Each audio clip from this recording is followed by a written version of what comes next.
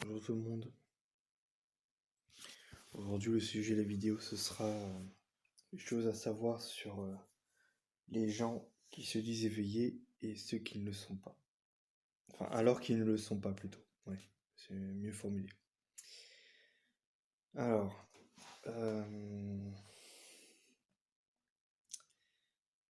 c'est important d'évoquer ce sujet pour que vous puissiez bien comprendre, parce que je suppose que ceux qui ont vécu l'éveil et qui ont des membres de leur famille qui ne sont pas éveillés et qui se jugent éveillés alors qu'en fait ils le sont pas, hein, voilà, hein, tout simplement. Donc je vais débattre ce sujet pour que vous puissiez mieux comprendre ce que vous vivez déjà, parce que ça se trouve, il y a beaucoup d'entre vous qui vivent un éveil spirituel, mais vous ne savez pas ce qui vous arrive, ou alors vous n'arrivez pas à vous faire accepter par vos proches ou par d'autres personnes. Voilà. Donc je vous fais cette vidéo pour que vous puissiez mieux comprendre et que les gens qui comprennent pas ce qui vous arrive puissent mieux accepter ce que vous vivez tout simplement. Voilà. Parce que je vous dis tout de suite, la première fois que j'ai vécu un éveil spirituel, j'étais dans la même situation que vous.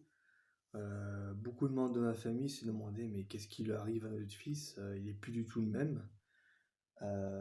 Il se met à parler d'énergie, de chakras, tout ça, de choses surnaturelles. Qu'est-ce qui lui est arrivé? Donc voilà, je fais cette vidéo pour que vous puissiez savoir, euh, bah, enfin, pour que, pour que vous puissiez savoir qu'est-ce qu'un être éveillé et quelqu'un qui ne l'est pas, quoi, voilà, tout simplement. Alors,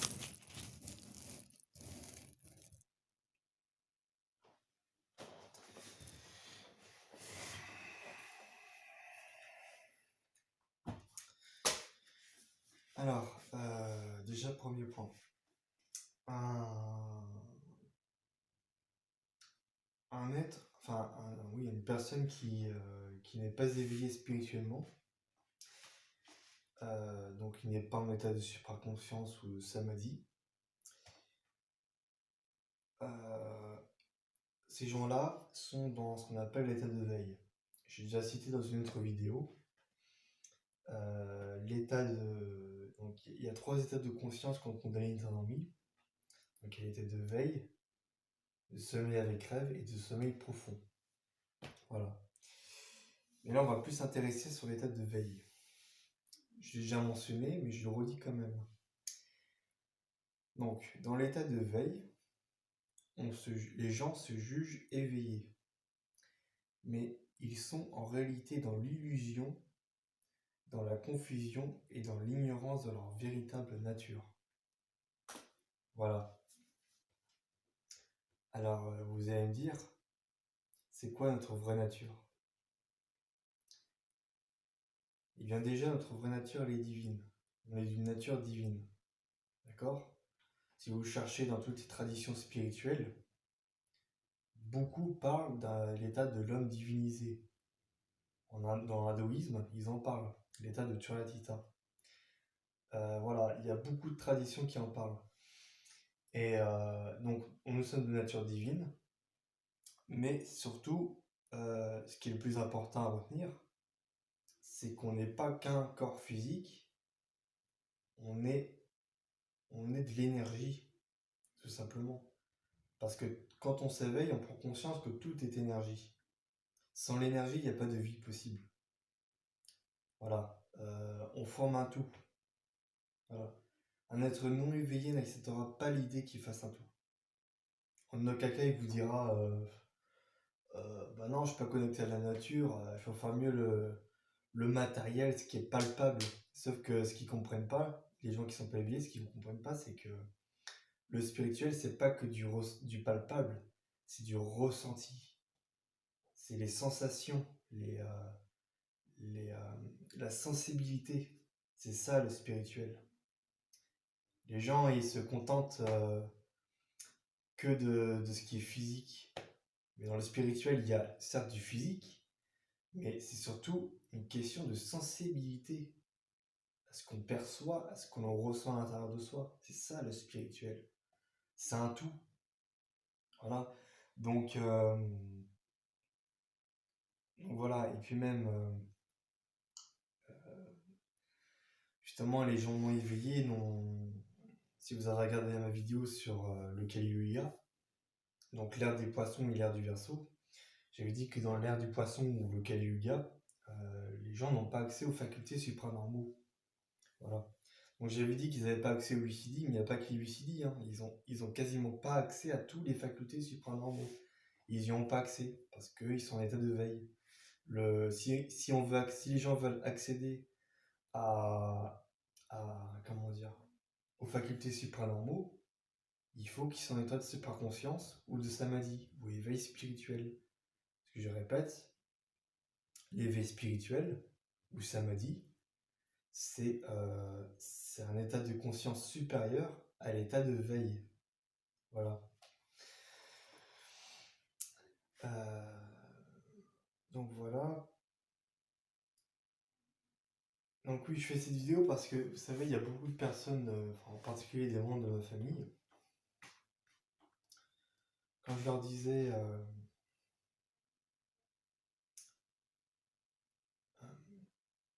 je leur disais en fait, ouais, il faut que vous vous éveillez, tout ça. Parce que j'avais un côté un peu rebelle, parce que je voyais bien qu'il fallait faire bouger les choses, il fallait qu'on agisse. Et donc je disais, ouais, éveillez-vous, il faut que vous vous éveillez. Et mes parents me disaient, mais on est éveillé, on est éveillé. Sauf qu'en fait, ce qu'ils n'ont pas compris, je leur reproche rien, encore une fois, ils font ce qu'ils veulent. Mais ce qu'ils n'ont pas compris, c'est que en fait, ils confondent l'état de veille et l'éveil. En fait, ils pensent que être éveillé, c'est regarder au loin, à l'extérieur, compter sur les sens extérieurs. Mais ce qu'ils oublient, bah, c'est qu'en fait, l'éveil, c'est pas seulement que regarder à l'extérieur, c'est regarder en nous, chercher en nous, avoir accès à l'intériorité. Parce que les gens non éveillés n'ont pas accès à l'intériorité. Ils n'y ont pas accès. Parce que s'ils y avaient accès, ça veut dire qu'ils exprimeraient le spirituel. Parce que qui, euh, la glande pinéale, donc, est composée de cristaux d'apatite. Et les cristaux d'apatite euh, permettent de capter les ondes électromagnétiques venant de la dimension spirituelle.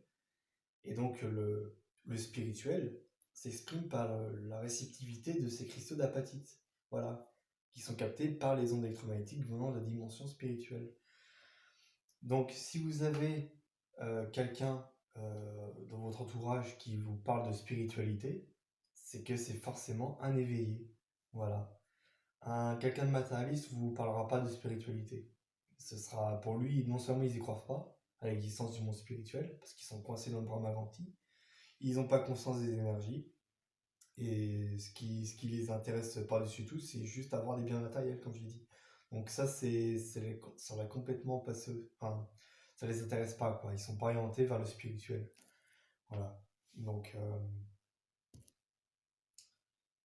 voilà. Donc, et puis il n'y a pas que ça, hein. Il y a aussi l'aura, hein. J'ai déjà dit, si vous voulez reconnaître quelqu'un, un être éveillé ou illuminé, le meilleur moyen de le reconnaître, c'est de voir s'il a une aura. Parce qu'il y a, comme j'ai dit quand j'ai mis dans les commentaires, il y a que les êtres éveillés qui, il y a que les êtres éveillés qui ont accès aux énergies, aux chakras, parce que les chakras sont des centres d'énergie vitale, hein, faut pas oublier, et qui peuvent voir les auras. Parce que quand on vous dénouez le Brahmaganti, que votre Kundalini s'éveille et remonte, vous avez accès au corps physique, donc le premier chakra, le corps éthérique et le corps astral. Si vous n'avez pas dénoué le Vishnu Granti, vous avez juste accès aux 3 chakras. Donc le corps astral, bah, il permet de faire des voyages astraux, hein, de sortir hors de notre corps. Et donc le corps éthérique, comme je dis dans une autre vidéo, il capte les énergies cosmotelluriques. Donc cosmo venant du chakra couronne et tellurique venant du chakra Muladhara, le premier chakra. Donc si vous avez accès au corps éthérique, vous avez forcément accès au chakra couronne. Donc si vous avez accès au chakra couronne, c'est que vous pouvez voir l'aura des gens éveillés. Voilà. Ce que vous avez dans les symptômes de la Kundalini que j'ai mentionné aussi, il est marqué très clairement conscience directe des auras et des chakras. Conscience. Avoir conscience de quelque chose. Hein. Voilà. Donc, voilà.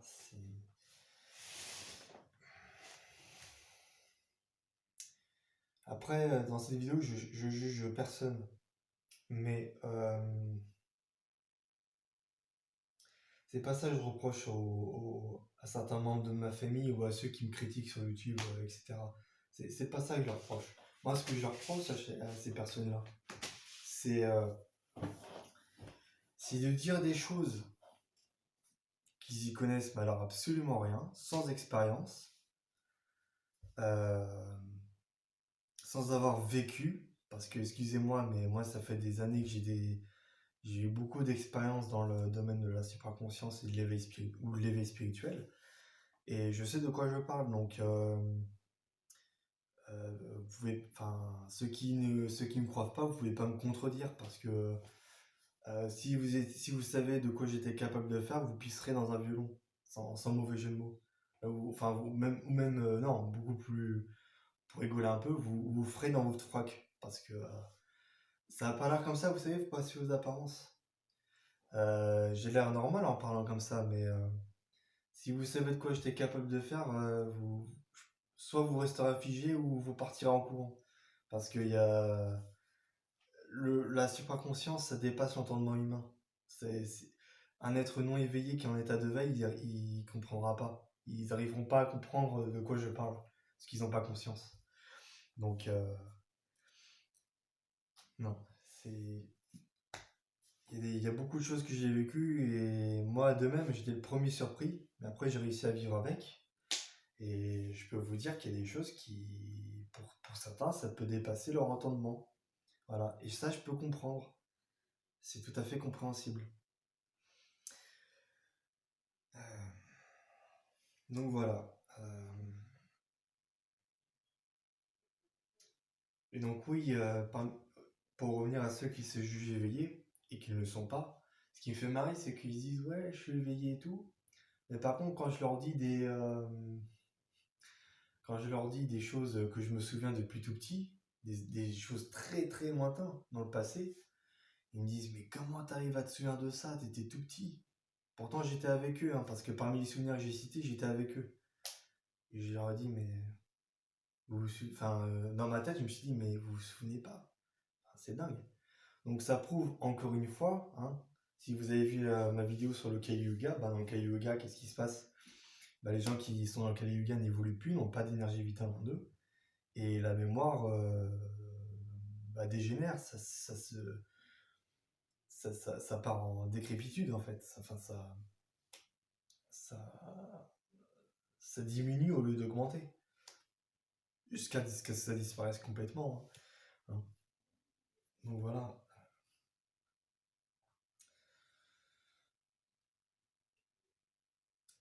Euh, Donc voilà, encore une fois, je ne juge personne, mais c'est malheureux d'avoir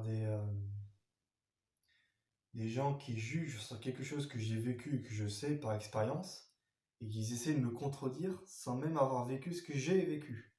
Donc ça, c'est embêtant quand même, parce que après, qu'ils y croient pas, chacun y juge. Sauf que quand je dis dans une vidéo, entre croire et savoir quelque chose, c'est deux choses différentes. Là, quand je dis que j'ai vécu quelque chose, ce n'est pas une croyance. C'est une connaissance, parce que la connaissance, pour avoir la connaissance, il faut de l'expérience et de l'intelligence. Donc quand vous vivez quelque chose, bah, vous le voyez. Donc, ou plutôt vous le ressentez aussi, parce qu'il n'y a pas que ce qu'on voit, il y a aussi ce qu'on ressent. Donc, voilà, comme dit le proverbe, il n'y a pas pire aveugle que celui qui ne veut pas voir. Voilà.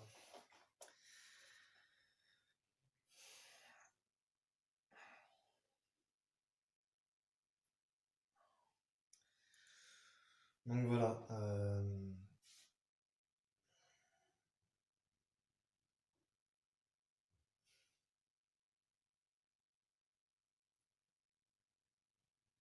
justement, là je vais parler de Erwin, bon, on s'est réconcilié, mais je vais vous donner un exemple. Quand je me suis pris la tête avec Erwin, il me disait dans les commentaires, parce que j'étais en direct, on était en direct tous les deux. Et, et en fait, il m'a dit, ouais, parce que moi je lui ai dit, fais gaffe, t'as affaire à un illuminé ou en gros un être éveillé. Donc je te conseille de pas me chercher. Il me dit, ah ouais, un être éveillé, c'est un être ignare, enfin un être ignorant, quoi.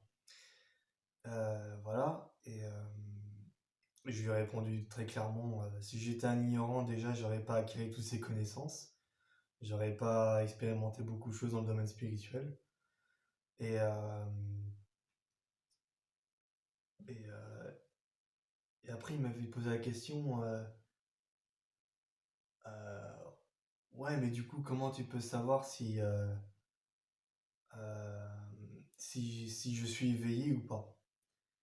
Il m'a dit, alors je lui ai répondu, déjà je t'ai pas dit que tu étais éveillé, je t'ai dit que pour savoir si tu étais éveillé ou pas, il fallait que je vois si tu as une aura. Voilà. Donc voilà, après, ça veut rien dire, vous savez, quand vous vivez la première fois un éveil spirituel, vous passez de l'ignorance à la connaissance. Donc, mais vous acquérez quand même beaucoup de connaissances, hein, quand même. Donc, donc voilà. Moi, je sais que quand j'ai vécu mon premier réveil, comme je l'ai dit, j'ai connu les énergies, l'harmonie avec la nature.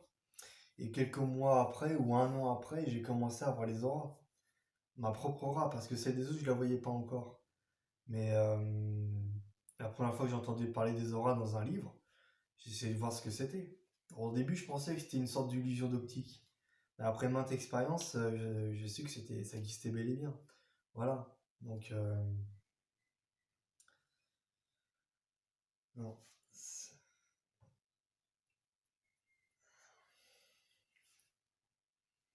Voilà.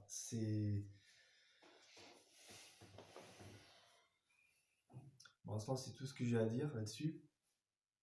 Euh,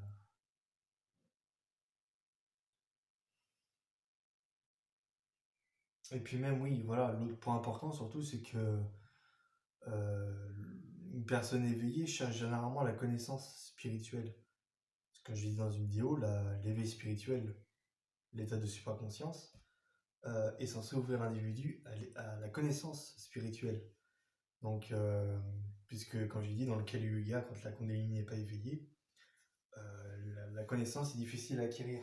Voilà, donc, voilà, c'est évident. Si vraiment les membres de ma famille étaient éveillés, depuis longtemps, ils m'auraient partagé des connaissances, hein, ou alors ils auraient parlé à chaque moment de leur existence leur trop-plein de spiritualité, comme je l'ai mentionné dans la vidéo, comment reconnaître un illuminé. Voilà, donc... alors certes, un des membres, quelques membres de ma famille ont vécu un éveil, parce que j'ai vu leur aura, comme je l'ai dit dans une vidéo, mais ça n'a pas duré longtemps. Voilà, ça n'a pas duré longtemps. Moi, je suis en état d'éveil spirituel depuis 2012 jusqu'à aujourd'hui. Donc, je pense que effectivement, l'énergie vitale est illimitée, hein, parce que depuis 2012 jusqu'à aujourd'hui, je n'étais pas matérialiste. Hein. Je n'étais pas du tout matérialiste, donc voilà, ça paraît évident. Voilà, donc euh, et puis même, surtout le truc le plus important, c'est que quelqu'un qui est éveillé spirituellement, la première chose qui va vous parler, c'est des énergies.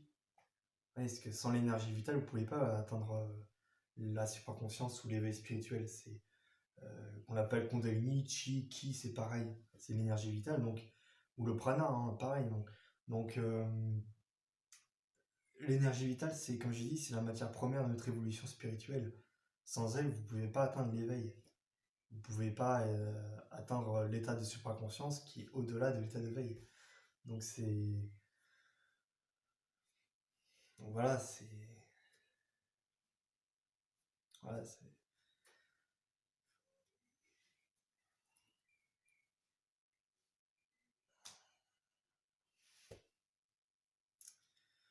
par exemple, je vous donne un exemple. Dans une vidéo, je vous avais dit que toute manifestation d'un pouvoir supranormal indique que la Kundalini est éveillée jusqu'à un certain point. Quand j'ai fait la rétrocognition devant mes grands-parents, ou la clairaudience, toutes ces facultés-là, enfin plutôt, là je vais plus me concentrer sur la rétrocognition, ils m'ont dit mais comment tu sais ça? Je l'ai fait à plusieurs reprises, mais ils n'arrivaient pas à comprendre comment je le savais. Donc, s'ils sont étonnés, bah, ça veut dire qu'ils n'ont pas vécu la supraconscience. Parce que d'une, déjà, ils parlent pas de spiritualité, et de deux, bah, s'ils étaient vraiment ouverts à ça, ils exploiteraient leurs facultés supranormaux. Parce que la Kundalini, une fois qu'elle est éveillée, bah, elle éveille nos chakras et nos facultés supranormaux qui ne demandent qu'à être exploitées, hein. On les utilise pas, chacun fait ce qu'il veut. Mais c'est, quand je dis dans une vidéo, en direct, dans un direct, si ces facultés sont en nous, c'est pas pour faire joli. Il y a une raison s'ils sont là, c'est pas pour rien, hein, on est d'accord. Euh, Vous avez bien deux mains, deux jambes, ça sert à quoi? Bah, la main pour manger, ou faire d'autres activités, et les jambes pour se mettre en tailleur, par exemple, ou marcher. Tout a une utilité. Donc si ces facultés sont à l'état latent en nous, c'est pour qu'ils soient utilisés. C'est évident. Voilà. Donc voilà, c'est évident.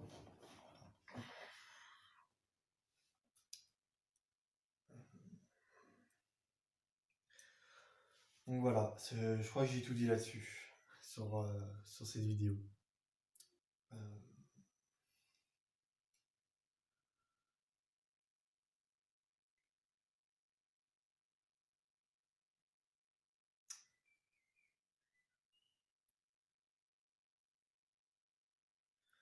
je crois que j'ai tout dit. J'essaie de voir si j'ai pas oublié de vous dire un truc.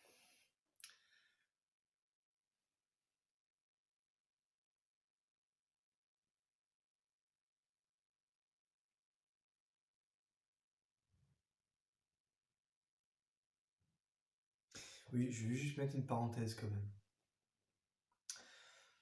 Euh, le Nadi Pingala, donc, il stimule la mémoire, les capacités cognitives et l'activité intellectuelle. Et le Nadi Ida, il est responsable des perceptions extrasensorielles. Donc, il concerne tout ce qui est calme, etc. Donc, quand on est en état d'éveil spirituel, voilà, on peut avoir des pertes de mémoire.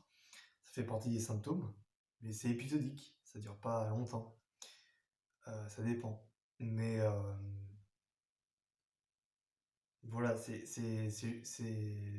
pour ceux qui croient que c'est qu'ils ont Alzheimer ou quoi, non, vous n'avez pas Alzheimer. C'est juste que pour ceux qui vivent un éveil spirituel, bien sûr, je parle bien de ceux qui vivent un éveil. Ceux qui ne sont pas éveillés, bah évidemment, ça peut être un cas d'Alzheimer. Mais quelqu'un qui est éveillé, qui a une perte de mémoire, ça n'a rien à voir avec cette maladie-là. Ça n'a rien à voir. C'est juste que ça fait partie du processus. C'est juste que voilà, ils utilisent le côté intuitif, donc l'hémisphère droit, et l'hémisphère gauche n'est pas utilisé. Voilà, tout simplement. Voilà, donc ça dépend où circule l'énergie. Voilà.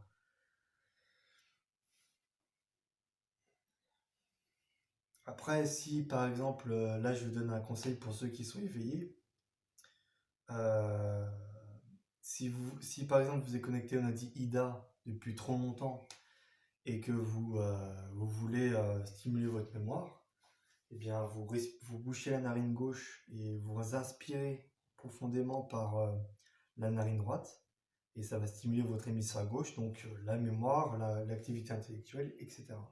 Voilà, parce que ça va activer Pingala. Voilà. Donc c'est tout ce que j'ai à dire sur cette vidéo. Donc n'hésitez pas à mettre un like et à mettre dans les commentaires ce que vous en pensez si vous avez envie. Et sur ce, je vous dis à très bientôt pour de nouvelles vidéos.